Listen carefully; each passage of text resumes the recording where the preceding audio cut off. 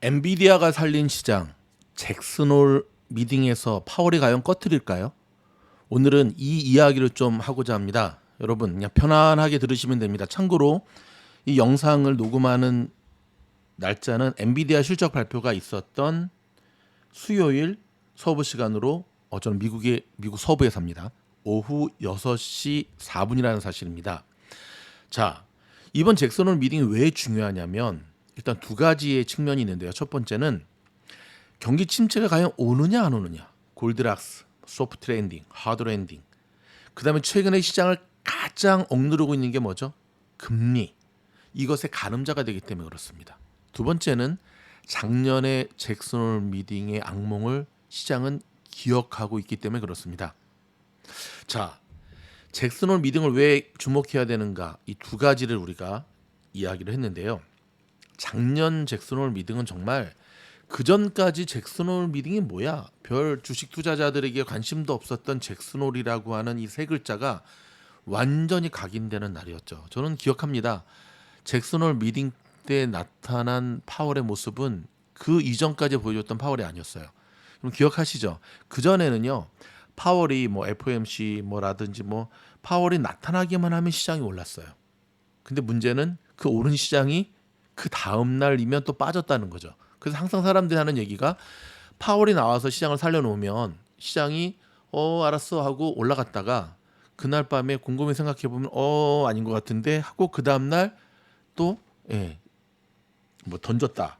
근데 그거는 이제 조금 한국 언론에서 자의적으로 좀 해석을 한 거고 그런 건 아니고 파월이 항상 비둘기파적인 어떤 모습을 보여줬단 말이죠. 근데 작년 잭슨홀 미팅 때는 우리가 지금까지 알고 있었던 그 파월이 맞는가? 매파적 연준 의장이 어떠한 모습인가를 정말 있는 그대로 보여준 모습이었거든요. 질문도 안 받았어요. 그냥 자기 할 말만 딱 하고 저는 아직도 그때 파월이 했던 말을 잊을 수가 없습니다. 힘들겠지만 견뎌라. 와우. 그리고 잭슨홀 미팅 사건이 있은 뒤로 시장은 3% 넘게 빠지면서 온종일 피바다의 모습을 보여줬던 것을 기억하게 되고요. 결국 시장이 그때 이후로 꺾였던 것. 그때 이후로 꺾였던 시장. 작년 딱 이맘때죠. 그 시장이 헤매다가 언제 반등이 났냐? 올해 1월 1일, 1월 2일이죠 정확하게. 잭슨홀 미팅의 여파가 얼마나 심했냐면 아직도 기억합니다. 작년 12월 말에 각 증권회사에서 2023년에 주목할 만한 주식의 리포트 같은 걸 아예 내지도 않았어요. 자, 그런데 그럼 작년에 왜 이렇게 잭슨홀 미팅의 이 여파가 셌을까? 사실 잭슨홀 미팅은 매년마다 열리는 회의잖아요. 그렇죠? 근데 미팅이라 그러죠. 보통 회의라고 안 하고 뭐 FOMC처럼 뭐 공신력 있는 그런 건 아니에요. 2018, 19년은 굉장히 조용히 지나갔어요. 조용히 지나갈 때도 많습니다. 제발 이번에도 그냥 조용히 지나갔으면 좋겠는데 2020년에는 평균 물가 목표제라고 하는 얘기를 하면서 그 당시는 코로나 시절이었거든요. 굉장히 비둘기파적인 모습을 보였습니다. 그리고 그 다음 해인 2021년도 조용하게 지나갔어요. 그러니까 자 보세요. 18년 조용했죠. 19년 조용했죠. 20년에 비둘기였죠. 21년에 조용했죠. 그러니까 당연히 시장은 작년 2022년에도 조용할 거 아니면 또 이번에는 파월이 어떠한 파월 산타 선물을 줄까 하고 기대하고 있었다는 거죠. 근데 그 기대, 파월이 어떠한 시장을 한 번 더 펌핑시킬 만한 선물을 줄까 하고 기대하고 있었는데 좀 전에 말씀드렸던 대로 파월이 그따구로 해버리니 항상 시장은 그렇습니다, 여러분. 오늘 엔비디아가 실적을 굉장히 미친 실적을 발표했지만 지난 분기 실적 발표에 비해서 그닥 많이 가지 못하고 10%도 못 상승했잖아요. 흘러내린 이유가 예상치 못했을 때 뭐가 던져졌을 때 효과가 엄청 큰 거지. 어느 정도 기대하고 있을 때는 사실 그 기대치를 뛰어넘는 게 굉장히 힘들죠. 조금 다른 얘기 같지만 그래서 요즘은 영화 팬들이 워낙 영악해지고 똑똑해져서 영화 감독들, 영화 시나리오 작가들 정말 그 관객들의 기대와 예상을 뛰어넘어야 되니까 얼마나 힘들겠습니까? 저는 참고로 그래서 봉준호 감독이라든지 뭐 이런 뭐 김은희 작가 이런 분들 저는 천재라고 생각을 합니다. 자, 다시 돌아와서 자, 이번 잭슨홀 미팅 과연 파월은 어떤 말을 할까요? 결론부터 말씀드리면 구렁이 담 넘어가듯 한다. 왜냐하면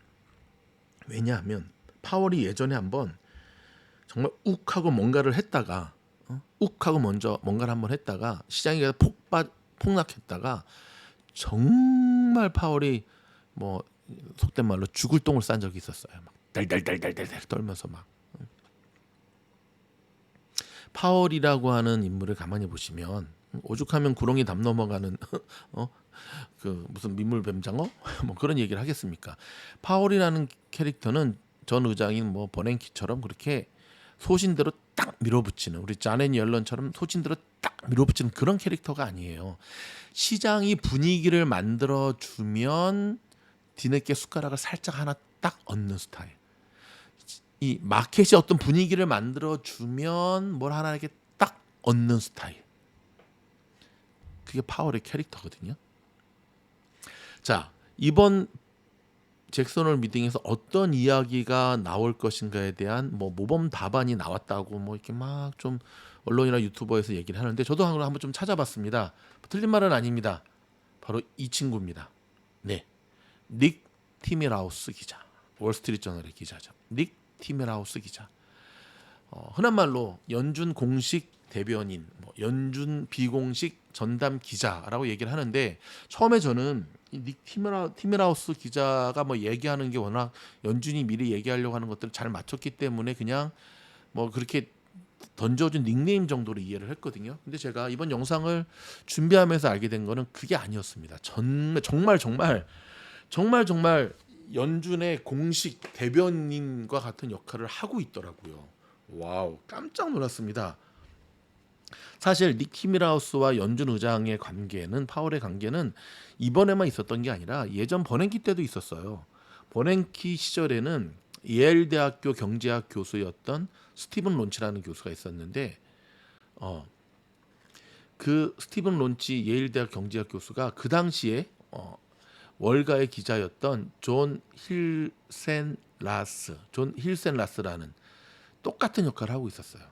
그래서 존 힌셀란스가 실질적으로 연준의 의장이다라고 이 예일 대학 경제학 교수가 얘기까지 한 적이 있었거든요. 자, 역사가 하나 있는데요. 제가 그걸 조금 읽어드리도록 하겠습니다. 보통 연준이 어떠한 입장을 발표할 때는 항상 인터뷰를 하죠. 대표적인 게 FOMC 기억나시죠? 금리 발표하면서 30분 뒤에 항상 뭐 good afternoon 하고 이제 파월 의장이 나와가지고 뭐 얘기하고 기자들 질문 받고 뭐 질문을 요리조리 피해가고 이렇게 보통 그렇게 하잖아요. 근데 여러분 그거 기억하시죠? 연준 위원들이 블랙아웃 기간이 있어요. 그렇죠?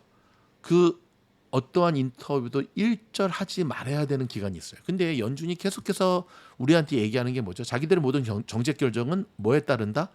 데이터에 기반한 걸 가지고 근거로 이야기한다. 근데 이제 입을 딱 블랙아웃에서 아무런 인터뷰도 못하고 아무런 발표도 못하던 기간 동안에 어떠한 경제적 데이터가 변화하는 국제적 어떤 이슈가 변화하는 상황에서 무언가 이야기를 해야 될 때가 있어요. 그럼 어떻게 하죠? 그럴 때 닉 티밀하우스를 썼던 거예요. 역사가 있었는데 바로 2022년 작년 6월 FOMC 회의 때 그런 일이 있었습니다. 제가 조금 이 자료를 읽어드릴게요. 당시 연준은 회의를 앞두고 0.5bp 금리 인상 가능성을 강하게 내비쳤습니다. 연일 0.5bp 올릴 거다. 근데 그 당시에 6월 초에 나온 고용 보고서가 인플레이션을 더욱 자극할 수준으로 높게 나왔지만 연준의 모든 위원들이 아까 말씀드렸던 대로 블랙아웃 기간이었기 때문에 그냥 0.5% 인상 노래를 계속 불렀단 말입니다. 근데 여기에 자, 얼마 전에 은퇴한 블러드 총재가 등장합니다. 이 침묵 기간 동안에 보통 여러분 이 침묵 기간 동안이 한 13일 정도 되거든요. 소비자 물가 지수가 발표가 되는데요. 이게 높게 나와버리는 일이 벌어져요. 자, 보통의 경우라면 금리 인상 폭을 시장 참여자들이 더 높게 잡았을 텐데 연준이 계속해서 자기들 입으로 0.5bp 얘기를 했기 때문에 국채 선물 시장은 당시 약 95%의 확률로 0.5bp 인상을 예상했었어요. 그런데 회의를 불과 이틀 앞둔 월요일에 이 티밀하우스 기자가 기사를 하나 쓰게 됩니다. 참고로 여러분, 티밀하우스 기사의 기사는 이 이름이 빵빵빵빵 새겨지는 거 아시죠? 그만큼 공신력이 있다는 거죠. 제목이 어떤 제목이었냐면 연준이 이번 회의에서 0.75%의 금리 인상을 고려할 수도 있다라는 기사가 빵 올라오게 돼요. 이틀 앞두고. 와우. 근데 여러분, 그때 시장은 이 티밀하우스 기자가 왜 이러한 기사를 썼는지 그 의미를 굉장히 신속하게 알아차리기 시작합니다. 즉 연준이었는데 본인들이 말해온 것과 다른 결정을 내리고 싶은데 지금 침묵 기간이기 때문에 말할 수는 없었으니까 가까운 티밀하우스한테 야, 네가 이 기사 써. 이 기사가 나오자마자 어떤 일이 벌어졌냐면 국채 선물 시장이 5%도 안 되던 것이 0.75 인상 가능성을 무려 90% 가격에 반영하기 시작합니다. 그러니까 이제 국채 시장, 채권 시장이 먼저 반응하기 시작하죠. 그리고 실제로 그때 어떤 일이 벌어졌죠? FOMC 회의에서 연준은 0.75 금리 인상을 결정하게 됩니다. 기사가 사실이었던 거죠. 자, 그런 티밀하우스 기자가 이번에 잭슨 홀 미팅을 앞두고 두 번에 걸쳐서 또 기사를 쓰게 됩니다. 와우. 자, 이번에 쓴 기사거든요.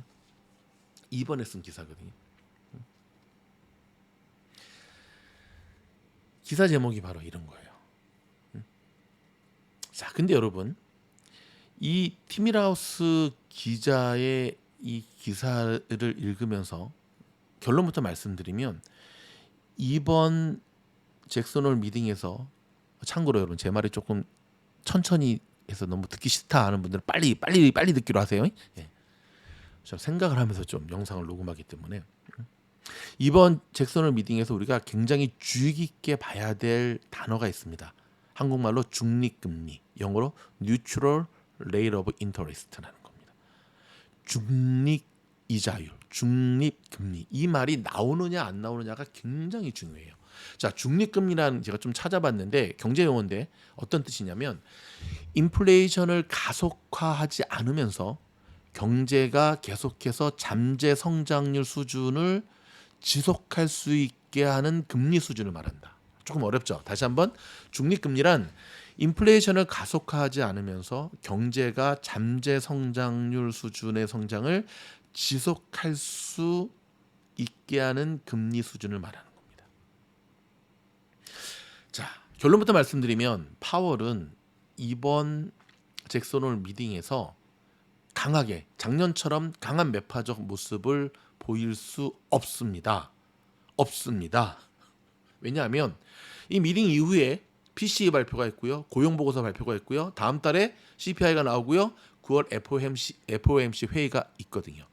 계속 확인해야 되는 데이터들이 계속 있는데, 좀 전에 말씀드렸듯이 아니 이번에 강하게 얘기했다가 만약에 데이터가 어떻게 나올지 모르는데, 이 데이터가 만약에 자기가 이번에 강하게 얘기한 것과 다른 데이터가 나오면 어떤 일이 벌어지죠? 그렇죠. 한번 호되게 당했다니까요. 그래서 변함없이 그가 지금까지 유지했던 포지션을, 스탠스를 그대로 유지할 겁니다. 자, 중립금리라고 하는 단어가 계속해서 최근에 등장하게 된 거에는, 과거에는 우리가 저금리 시대에 살았잖아요. 그래서 오죽하면 미국에서는 어떻게 하면 좀 인플레이션을 일으킬 수 있을까, 코로나 전 얘기입니다. 를 걱정하던 시절이 있었거든요. 그래서 연준의 2% 물가 목표는 불가능한 게 아니었고 그냥 그게 당연한 거였어요. 근데 코로나를 거치면서 지금 완전히 바뀌었죠. 지금 저와 여러분의 머릿속에도 어떠한 생각들이 있죠? 예를 들어 미국에 사는, 특히 서부에 사는, 특히 캘리포니아 사시는 분들, 이제 갤런당 가스비 1갤런에 4불 5불은 그냥 받아들여야 되는 건가 보다. 갑자기 NRG대라는 종목이 생각이 나는데, 보통 미국에서 가스비, 제가 처음 왔을 때, 제가 처음 미국에 왔던 20년 전에는 원 갤런당 1불이 안 되던 때도 있었어요. 99센트. 제가 사진도 찍어놨었거든요. 그당 너무 신기해가지고. 그러던 거지 스멀스멀 올라가지고 코로나 전만 하더라도 그냥 조금 4불만 넘어도 막 이 뉴스에서 이거 큰일 났다, 이거 고유가 시대다 하면서 막 그 싼가스 찾으러 다니는 아르코라든지 코스코 가스스테이션 줄이 나래비로 쓰고 막 그랬거든요. 보통 2불 후반에서 3불대에서 잘 유지가 됐었거든요. 지금도 뭐 저 조지아나 저쪽 텍사스 쪽은 이렇게 싸다고 하는데 지금 저는 이제 얼바인 캘리포니아를 기준으로 얘기하는 겁니다. 근데 코로나 이후로 막 6불, 7불까지 가더니 지금은 다시 좀 내려오더니 여전히 5불, 막 5불, 6불. 근데 그걸 이제 받아들여야 되는 것 같아요. 제가 왜 이 얘기를 하냐면 그 당시에 저하고 저희 A반들이 종목을 NRGD 종목을 샀었어요. 유가가 이제 먼저 내려가면 올라가는 인버스 종목이죠. NRGU에.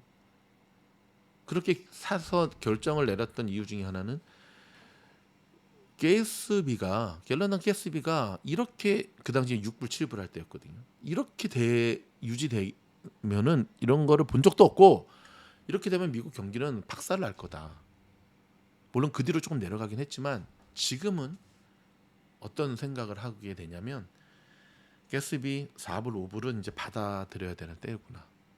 이제 4불이 싼 느낌이고요. 5불 정도 되면 6불 되면 왜 이래? 과거에 비해서 거의 더블로 바뀌었던 거죠. 과거에 비해서 더블로 바뀌었던 거죠. 자, 여러분 티밀하우스 기자가 쓴 기사를 제가 조금 정리해드리면 두 번에 걸쳐서 기사를 썼는데 아마도 연준 의장이 파월이 이번 잭슨홀에서 중립 이자율에 대한 이야기를 할지도 모르겠다. 그 이유 중에 하나는 그러니까 이제 이야기를 할 때는 뭐냐면 금리가 아마 올라갈 것 같다라는 얘기를 할 수도 모르겠다라는 기사가 써 있어요. 그렇게 이야기하는 데는 세 가지의 근거가 있는데 첫 번째는 현재 미국 경기가 너무 좋다는 거고 두 번째는 계속해서 이자율이 5.8%나 되는데도 계속해서 돈을 빌린다는 거예요. 누가 계속 돈을 빌리냐? 실리콘밸리에 있는 그 기업들, 스타트업들 아니요. 바이든 행정부가 미치겠어. 계속 돈을 빌린다는 거예요. 마지막 세 번째는 지금까지는 안 쓰고 계속 모아서 자녀들에게 주고 했던 베이비 부머 세대가 코로나를 거치고 지금 시대에는 생각이 바뀌었다는 거예요. 쓰고 살자. 제가 이 세 번째 이 베이비 부머 세대의 생각 변화를 피부적으로 느끼는 게 뭐냐면 제 주변에도 보면 생각이 코로나 시절을 거치면서 많이 바뀌셨다는 어르신들을 제가 많이 봤나 봐요. 그분들 하나같이 하는 얘기가 뭐냐면 자식들 기르고 뭐 하느라고 정말 정신없이 미국에서 살다 보니까 내 청춘 다 갔다. 그래서 그분들이 보통 마지막에 많이 하시는 게 연령대가 보통 70이 넘으신 분들인데 그냥 일주일에 2번씩 꼭 골프를 하시죠. 그냥 여러분 미국이 골프비가 싸긴 하지만 일주일에 2번씩 치면 그래도 1년에 몇만 불 나가거든요. 근데 그거를 그렇게 하시는 분들이 많으시더라고요. 뭐 저는 그분들의 생각을 응원하고 동의합니다. 저도 그런 생각을 갖고 있어요. 네. 자, 두 번째 기사에는 어떠한 단어들이 세 가지가 있냐면 이제 연준 안에 다양한 의견들이 있다는 거죠. 그 다양한 의견들을 이제 세 가지로 분류를 했는데 첫 번째는 자, 물 들어왔을 때 노를 젓자. 지금 이제 인플레이션 좀 떨어지고 있지 않느냐? 코어 인플레이션이 좀 문제가 있고 여기 그러면 제가 살짝 바꿀까요? 예. 그리고 그래도 좀 잡히고 있지 않느냐? 그러니까 이참에 더 쪼이자라고 하는 좀 매파적이들. 그들은 좀 빨리 서두르자. 놓치면 안 된다. 우리가 계속 일시적 인플레이션이라고 막 늦추다 이 사단이 낫지 않느냐라고 얘기하는 강경파들의 목소리가 있다는 것. 제 얘기가 아니라 티밀하우스 얘기. 두 번째는 뭔 소리야. 계속 내려가고 있는데 이번에 안 봤어. 은행들 신용 강등당하고 그러다 경제 부러져. 천천히 가자. 그러다 경제 망치면 살아날 것 같아. 라고 이야기하는 좀 슬로우파. 천천히 가자. 그 다음에 세 번째 파가 있는데요. 골대 옮기는 파라고 이면 Moving the goal post라고 진짜 그런 단어가 써 있습니다. Moving the goal post. 골포스트는 축구할 때 골대 얘기하거든요. 이게 무슨 말이냐면 파월 의장이 계속해서 하는 얘기가 뭐였느냐? 우리의 연준의 목표는 금리 2%다. 근데 시장이 그걸 안 믿었잖아요. 아니 지금이 몇 프로인데 2%야. 근데 저는 그 당시에 파월이 계속 그 얘기를 할 때도 들으면서 어떤 생각을 했냐면 저거는 시장에게 좀 희망과 함께 충격을 주기 위함인 거지. 파월도 알고 있을 거야. 뭐를 2%까지 내리기 힘들지. 알고 있을 거야. 근데 여러분 저희 미주널의 추측이 맞았다는 겁니다. 박수 소리 놀라신 분들 죄송합니다. 맞았다는 겁니다. 응? 그런 거 있잖아요. 응?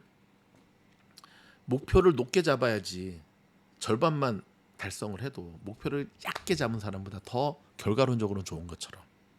그렇죠? 응?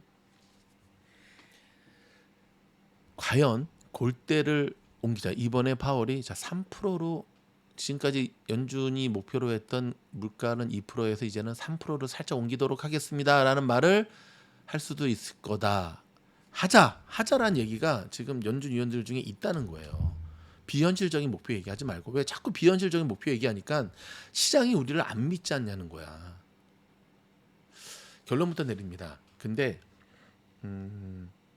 파월의 관심사는 일단 인터뷰 이후에 욕먹지 않은 것, 이게 목표인 것 같아요. 인터뷰 이후에 욕먹지 않는 것이 파월의 인터뷰의 목표인 것 같아요. 그래서 지금 경기가 한참 진행되고 있는데 골대 옮기자란 말은 할 가능성이 드물고요. 작년은 근데 그렇게 할 수밖에 없었는데 이번에 강한 매파적인 모습을 보이지 못하는 가장 큰 이유 중에 하나가 뭔지 아십니까? 1년 앞으로 다가온, 그렇죠. 그렇게 말했다간 바이든한테 혼납니다. 아마 오늘 바이든이 파월한테 전화하지 않았을까요? 어떤 전화했을까요? 엔비디아가 살려놨어. 너 불 끄기만 해. 그냥 할 말 없으면 조용히 지나가. 가만 놔둬.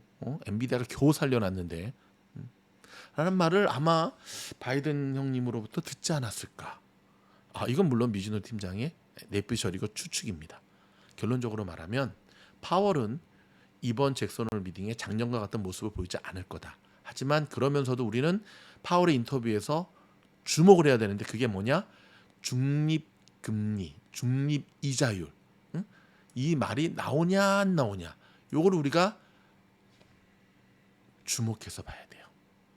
굉장히 중요합니다. 요 잭슨홀 미팅 이후에 국채 금리 결정, 그다음에 오늘 시장을 분위기를 역전시킨 엔비디아의 이 터닝 포인트가 지속될 수 있는지 없는지가 여기서 결정이 납니다. 마치 개주에서 이제 바톤을 여기로 넘긴 거죠.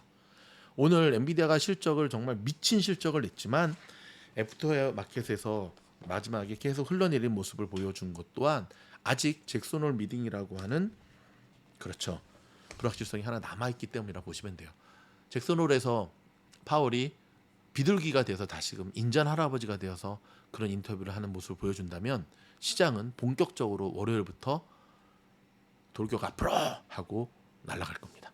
여러분, 저희 영상이 도움이 되었다고 한다면 좋아요, 구독, 알림 꼭 눌러주시고요.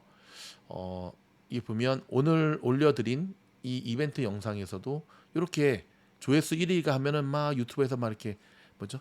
이거 불꽃놀이를 해줘요. 감사드립니다. 제가 너무 기뻐가지고 오늘 이 영상을 또 이렇게 올려드리는데 또 많은 분들이 문의를 해오시네요. 팀장님, 팀장님 자꾸 영상에서 얘기하는 뭐 A반, 챔피언반 이건 뭐갑니까? 저희 미즈놀은 4가지의 클래스가 있다 보시면 되고요.